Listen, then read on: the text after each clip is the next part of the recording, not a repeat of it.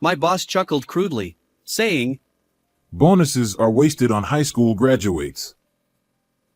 "This person has consistently hindered my work in the past, and today he pushed me to resign."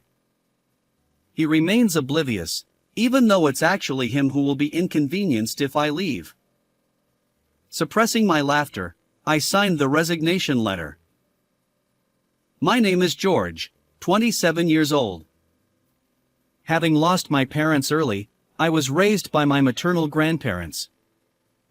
After graduating from high school, I joined a company that develops and sells pet food. It wasn't a large company, but they actively hired people like me with a high school education. However, 5 years after I started working there, the research department developed pet food specifically for senior cats and dogs. The product gained popularity, and the company experienced rapid growth. As a member of the sales department, I became incredibly busy, running around to meet with clients every day. With the company's expansion, the number of job applicants increased, and high school graduates like me became less common. Compared to my college-educated colleagues, I lagged behind in terms of education, and I struggled with tasks that required intellectual effort. Consequently, it wasn't uncommon for highly capable college graduates who joined after me to get promoted ahead of me. But I do love this company. I murmured while feeding my grandparents' elderly cat with our own brand of food. Thanks to our company's pet food, my cat remained lively even after turning 15. Even though I can't seem to get promoted, I still want to continue working at this company.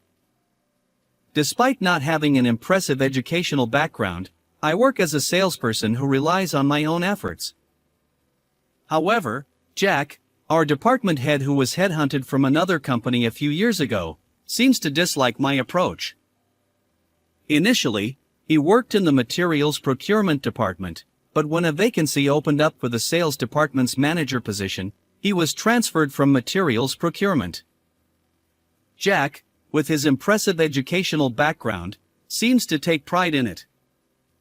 Consequently, he disapproves of me, a high school graduate, achieving decent results. I don't need subordinates without education. Can you transfer to another department? When Jack is irritated, he casually makes remarks like this to me. Although he's not always sarcastic, when he's in a bad mood, his snide comments can be quite harsh, so I try to avoid getting too close. Not only with me, but he also tends to be sarcastic toward others who don't meet his high standards. It seems I'm not the only victim of his behavior. One day, it happened. I did it. We're close to finalizing a contract with a major corporation, I exclaimed, and the sales team congratulated me with smiles. This contract with the company has been a long-awaited opportunity, and now, finally, discussions have begun toward formalizing the contract. Although it wasn't the official stage yet, we needed a few more meetings. But at this rate, we could push through to contract completion. I'll do my best to take it all the way to the final agreement, I declared, encouraged by my colleagues' supportive smiles. However, Jack looked at me with an inscrutable expression. The next day, as I checked my belongings before heading to a client meeting, I noticed my handkerchief was missing from my bag. More small items disappeared, making me suspicious. Then, my wallet vanished. Panic set in. With the help of my colleagues, we searched and found my wallet in the company's trash bin. Did you accidentally throw it away? Making a big fuss over your own mistake is quite a nuisance, Jack said, his face showing clear exasperation. But I didn't miss the fleeting hint of amusement in Jack's expression. It seems like Jack might be the culprit. That split-second twisted smile made me suspect as much. Since that day, Jack's harassment has only worsened. Finish this task by tomorrow. But it's already past working hours. Are you defying me? He glared at me sharply. Even though I was getting ready to leave, Jack piled a massive amount of work on me. I end up working overtime almost every day because of this. Even when I complete my tasks diligently, Jack doesn't offer any gratitude. Instead, he calls me out for minor mistakes and scolds me relentlessly. Some sympathetic coworkers tried to intervene, but after Jack's threatening words, no one dared to help me anymore. It seems you want to experience the same fate as this person. He sneered. Since then, I've been on my own. While enduring Jack's snide remarks and reprimands, I continued negotiations with the well-known corporation. The contract was substantial, requiring thorough preparation. However, on the day of our final meeting, disaster struck. I don't have the handout materials for the presentation. I realized that the carefully prepared distribution materials were inexplicably missing from my bag. Smirking, Jack approached me. Oh, were those important? They seemed so shoddy, I mistook them for trash. Stunned, I listened as Jack continued. This might ruin the contract. Besides, a significant deal like this was probably beyond your capabilities anyway. Did Jack prioritize harassing me over the company's success? Suppressing my anger, I ignored his gloating expression and rushed out with the materials I had. Fortunately, a nearly identical PowerPoint presentation. Although I initially created it in PowerPoint, I had remade it in print format for better readability. In the end, we successfully navigated the final meeting, and the contract was signed. This might lead to a promotion. With the bonus coming up, maybe I'll treat my grandparents to dinner. Jack grumbled while reluctantly acknowledging my achievement. However, a week after finalizing the contract, on the eve of bonus payment day, I arrived at work feeling excited. But as soon as I got there, Jack summoned me. He accused me of embezzlement, claiming that I had secured a contract with another company at an unusually low price and pocketed the difference. I haven't done anything like that. I protested. Jack responded. We have substantial evidence. If this gets out, you'll be fired for sure. But if you sign the resignation letter now, I'll take responsibility and cover it up. You're a criminal for embezzlement, but you're also the one who secured the deal with the major corporation.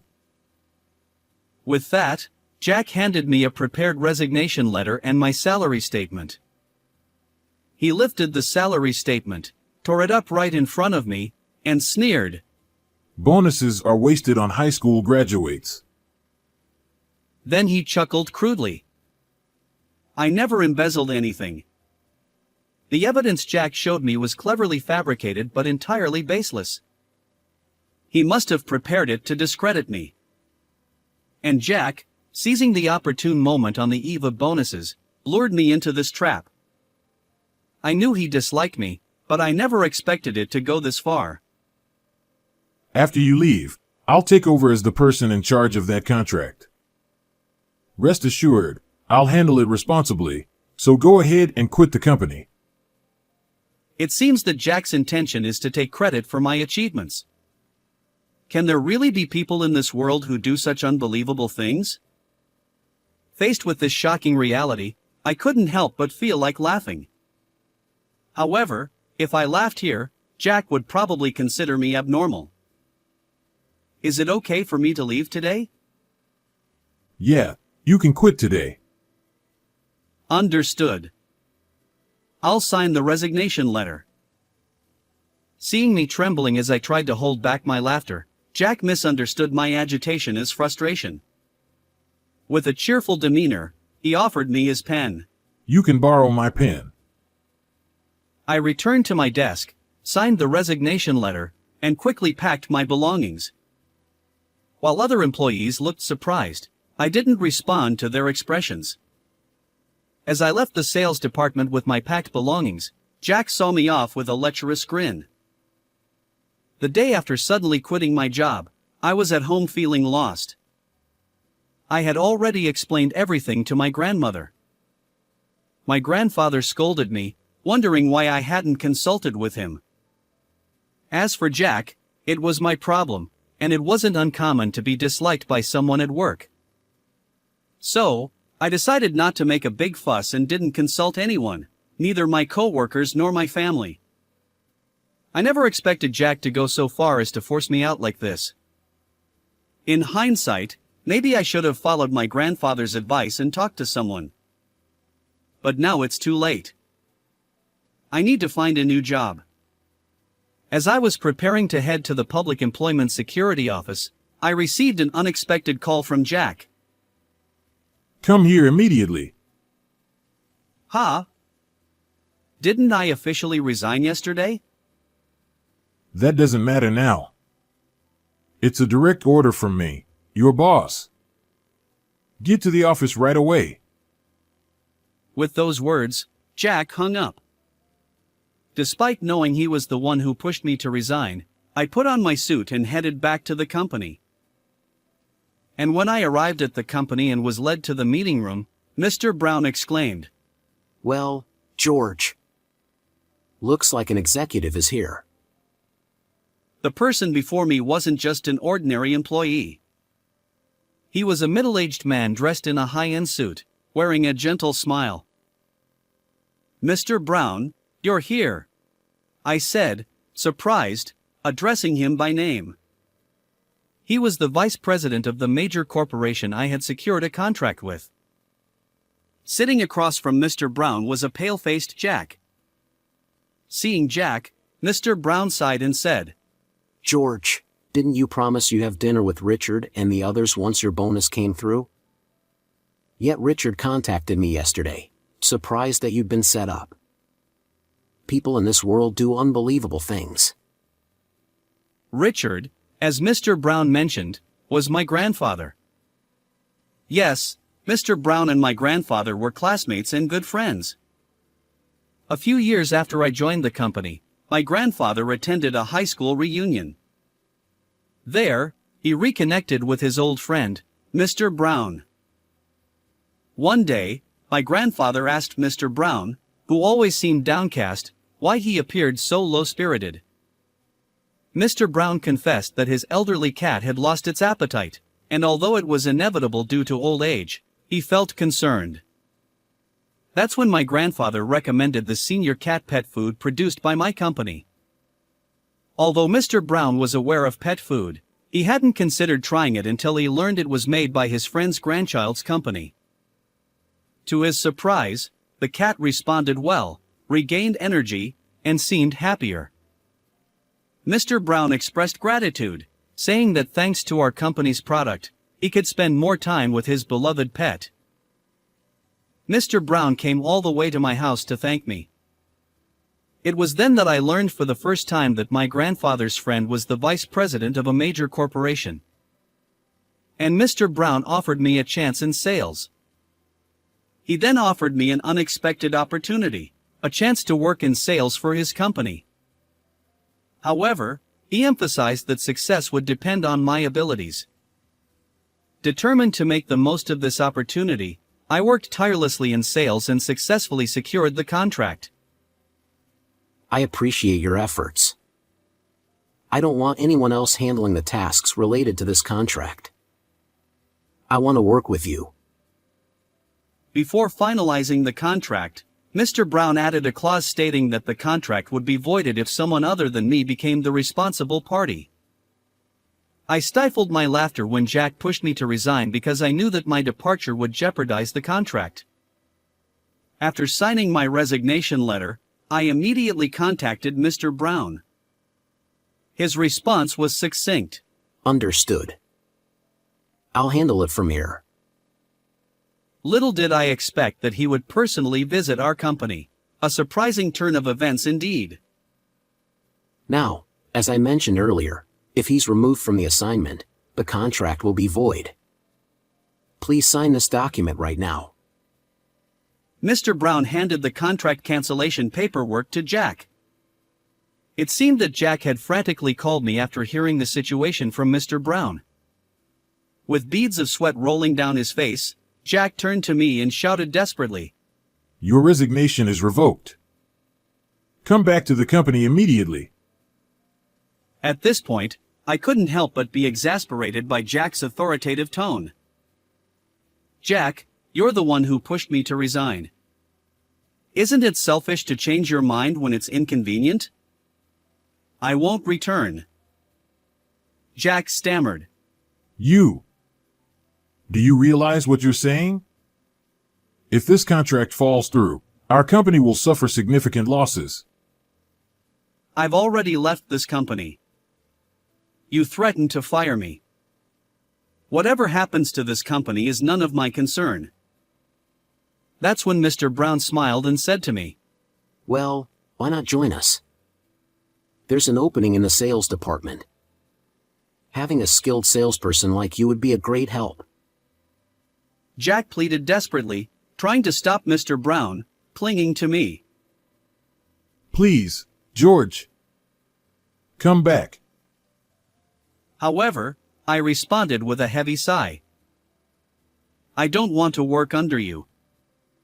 Do you understand the reasons? If I continue working under you, how many false accusations will I have to endure? My words left Jack trembling. Mr. Brown interjected. Well, while we'd like to avoid canceling the contract we've worked so hard on. He seemed troubled, and I nodded in agreement. I did want to build my career at this company. But working under this person. Mr. Brown continued. I see. You want to stay with the company. Let's consult with higher-ups. He left the meeting room and promptly brought the company president. The president happened to be at the office but was unaware of Mr. Brown's visit. He hurriedly entered the room. The president said sternly, I've heard the whole situation. You've really done something outrageous. He glared at Jack, who looked like he might collapse any moment. The president asked, George, would you return to the company if Jack weren't your boss? Yes. Under a competent manager, I continue working here. Understood. Let's transfer him to a different department. Jack's eyes widened at the president's decision. Wait. Please. I've dedicated myself to this company.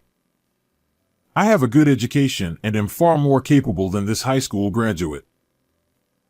However, the president shook his head at Jack's words. You don't seem to understand yourself. If you were genuinely talented, we wouldn't be in this situation. Frankly, you're less capable than George. We'll find a suitable position for you.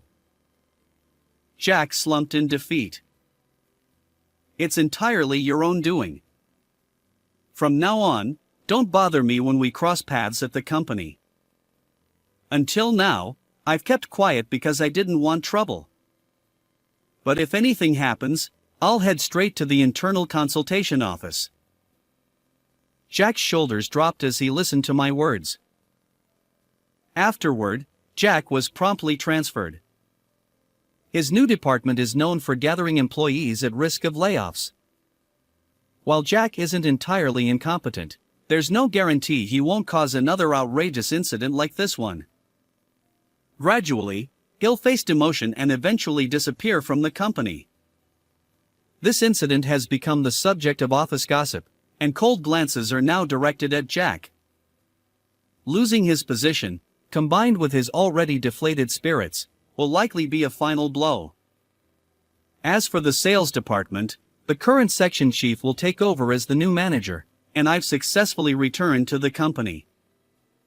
From now on, I can work freely without interference from Jack. How did you like this video? Please subscribe as well. Let's meet again in the next video.